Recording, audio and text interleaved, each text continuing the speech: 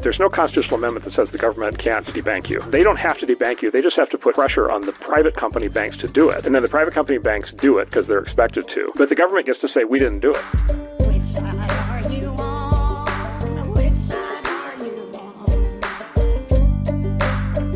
Let's talk about this Consumer Financial Protection Bureau stuff. So the Consumer Financial Protection Bureau is a federal agency that came out of like the agitation from the financial crash of 2008 to protect consumers from seedy businesses and banks and stuff, right? And it's actually been very, very successful in its mission, having returned directly $20 billion for only $1 billion of funding. Right. So if you give me an agency, like it's just talking about in the context of government efficiency, right? If this is kind of the conversation that we're having now, if we want to talk about government efficiency, and I tell you that for every dollar that I give this agency, it returns $20 to people who have had that money stolen from them by corporate goons. That's not a bad investment. And you also tell me that the agency is run not by my taxes, but by fees taken from the goons who do the stealing and thievery. That's a pretty, it costs me nothing. It only costs bad people money, and it only costs them money if they get caught doing bad things, right? So, this is like a really, really cool thing here that we have in the Consumer Financial Protection Bureau. But not everybody agrees with me. Not everybody agrees with me. Let's take a look at this guy who is on the Joe Rogan podcast, Marc Andreeson. Marc Andreeson, I think he's a billionaire, multi-millionaire, venture capitalist guy who stands to make a lot of money if banks and financial tech companies have less regulations. This guy directly has a lot of money to make. Let's see what he thinks about the Consumer Financial Protection Bureau on the largest corporate media podcast in the country. And I say corporate media because Joe Rogan is not, many people don't know this. They don't realize this. Joe Rogan is not independent. He does not, I think at a certain time he used to be, but he is not. His show is paid for by Spotify. Not by his listeners, not even by ad revenue that he gets as he generates more views. Spotify cuts him a check. He is, and Spotify is a corporation, so he is definitionally corporate media. Let's take a listen to Marc Andreeson's interview on corporate media podcast Joe Rogan. So, for example, we have this thing called the Consumer Finance Protection Bureau, CFPB, which was it's sort of Elizabeth Warren's personal agency that she gets to control. And it's an independent agency that just gets to run and do whatever it wants, right? And if you read the Constitution, there is no such thing as an independent agency, and yet there it is. What does her agency do? Whatever she wants. What does it do, though? Basically, terrorize financial institutions, prevent fintech, prevent new competition, new startups that want to compete with the big banks. Really? Oh, yeah, 100%. How so? Just by terrorizing anybody who tries to do anything new in financial services. And can you give me an example? Well, I guess debanking. This is where a lot of the debanking comes from. Is these agencies. So debanking is when you as either a person or your company are literally kicked out of the banking system. Like they did to Kanye. Exactly, like they did to Kanye. My partner Ben's father has been debanked. Really? We had an employee who for what? For having the wrong politics, for saying unacceptable things. Under current banking regulations, here's a great thing. Under current banking regulations, after all the reforms of the last 20 years, there's now a category called a politically exposed person, PEP. And if you are a PEP, you are required by financial regulators to kick them off of to kick them out of your bank. You're not allowed to have them. What if you're politically on the left? Well, that's fine.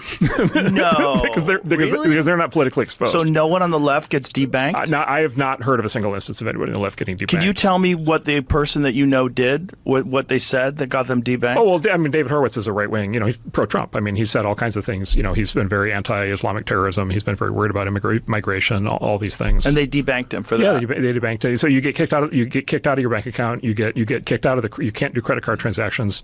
By the way, you can't. How is that legal? Well, exactly. So this is the thing, and then you go into this thing of like, well, there's no. This is where the government and the companies get intertwined.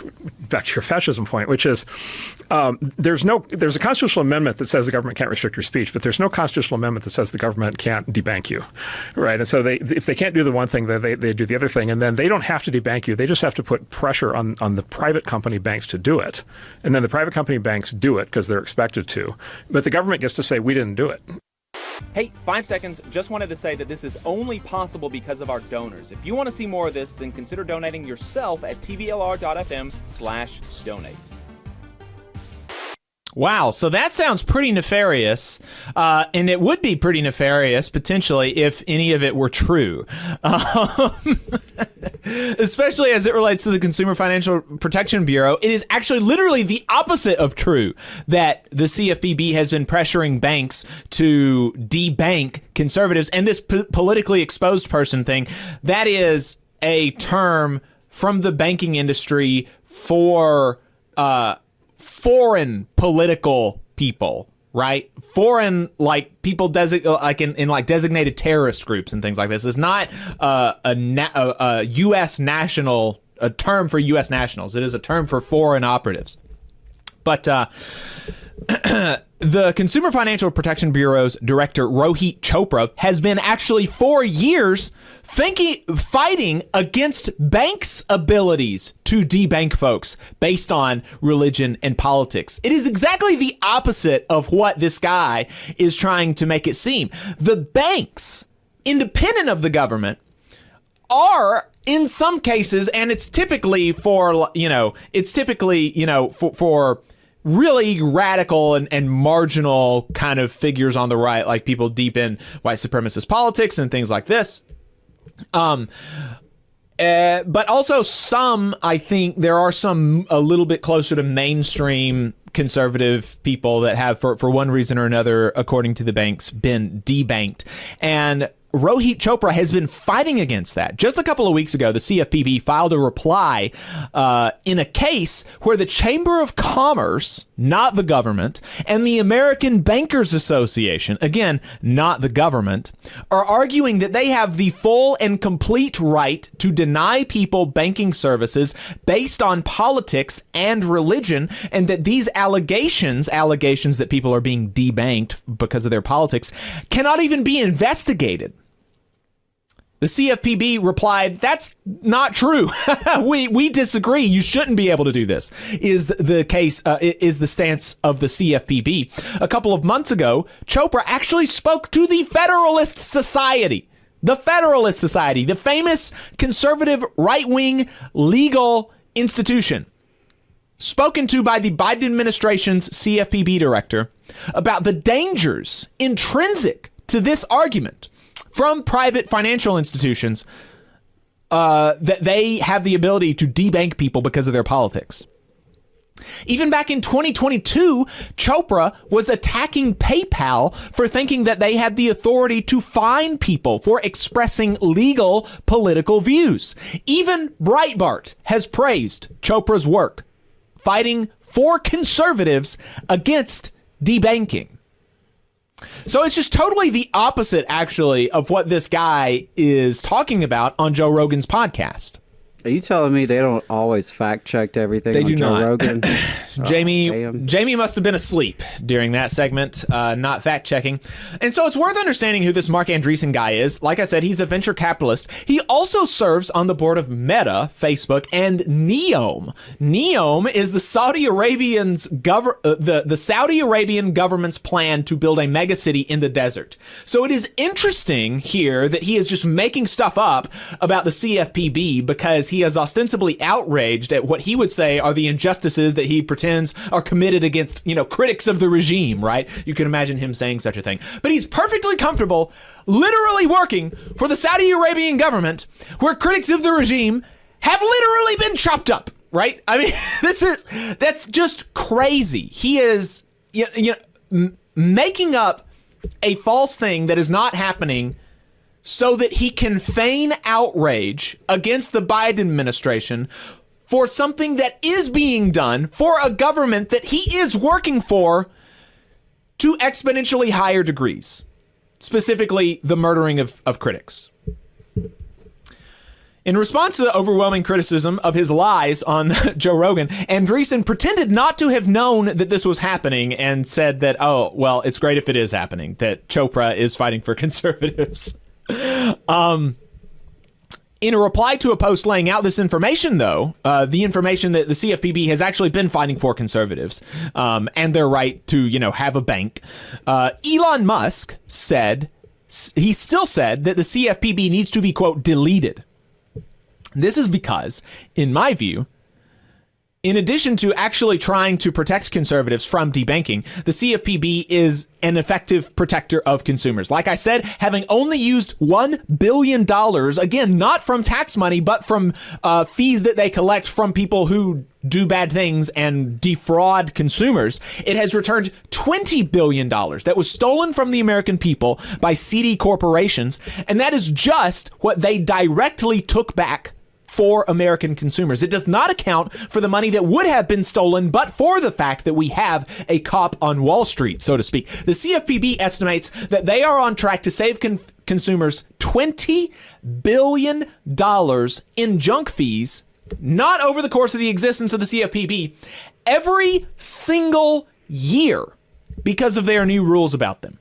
$20 billion a year, not taken out of the pockets of consumers, because of the CFPB. And that is actually why these Marc Andreeson types and the literal richest man on the face of the earth, Elon Musk, cares about the CFPB and has expressed a desire to, quote, delete it.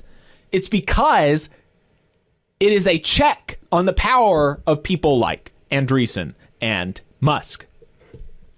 Reporter Ryan Grimm said in a tweet that this is a test for MAGA types and the populist right to see whether they allow themselves to be lied to flagrantly by elites trying to manipulate them. The CFPB put out a legitimately good rule that went after banks over debanking users based on political views. Yes, a populist left-wing CFPB stood up for the rights of conservatives. Now, venture capitalists and Elon Musk, who don't like the CFPB for other reasons, are just straight up lying to people to whip them into a frenzy and defang the CFPB. The message is they think you are stupid and you can't read and you're going to make your life worse, and these people are going to make your life worse in order to enrich themselves. So there you go. That's the skinny on the CFPB and what's going on. Elon Musk wants to delete it because it protects people like you and people like me from people like him. You just saw a clip from the Valley Labor Report. We are live every Saturday morning from 9:30 a.m. till 12:30 p.m. And we pride ourselves on keeping all of our content free to everybody so that we can talk to as many working folks as possible. If you support the work that we're doing, you think that it's important, you think that it's good, then consider making a monthly contribution to the project, and you can do that on our website, tvlr.fm.